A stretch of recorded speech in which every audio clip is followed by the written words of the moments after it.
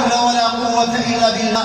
فواحدة تشتكي من صواعق زوجها شتما وضربا وسوءا وأذى، وأخرى معلقة لا هي متزوجة ولا مطلقة، وثالثة قد طلقت ولديها صبية صغار يسيرون خلفها كالقطار، ورابعة قد نشزت وخرجت من بيت زوجها، وخامسة رفعت قضية الخلع على زوجها، وسادسة وسابعة وثامنة.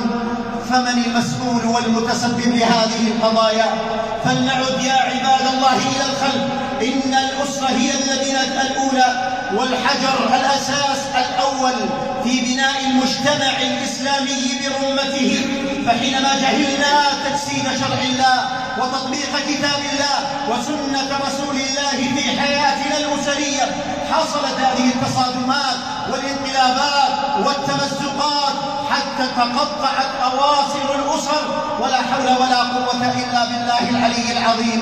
فإن من المتسببين أولا، وخذوها واحفظوها عني عباد الله وانقلوها لعلكم تنقذون أسرة من الأسر، المستشار الخائن يوم يتزوج واحد من المسلمين ويطلب يد امرأة فإذا به يأتي ويصف بأنه فلان الفلان، بأنه فارس الأحلام، وأنه الرجل المثالي الخيالي، حتى يظنون بهذا خيرا فيقبلون على تزكيته وشفاعته لفلان أو علان، وبذلك يصبحون قد زوجوا ابنتهم الذين تعبوا طوال سنوات، ربما ل20 سنة أو أكثر أو أقل من ذلك، ثم يأتي هذا ويأخذ هذه المرأة فلا يراقب الله فيها سبحانه وتعالى ولا يسأل في هذه الأمانة، وقد أخذ واستحل فرجها بكلمة الله جل في علاه. وأيضا من المتسببين عباد الله الزوج الذي يدعي ما ليس فيه وما ليس عليه، وهو كالذي يدعي أنه تقي نقي أو صاحب خير أو علم أو شهادة أو إلى غير ذلك.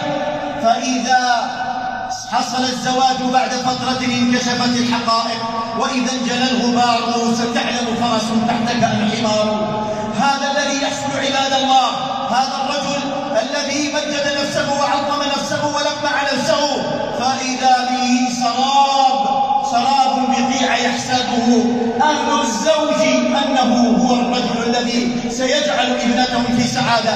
نعم، إن كثيرا من الآباء والأمهات تعبوا لسنوات، في النهاية يبحثون عن سعادة بناتهم واستقرارها في بيت زوجها، ثم ماذا بعد ذلك؟ قاتل الله الغش وأهله والنفاق وأهله. وأيضا من المتسببين في هذه المأساة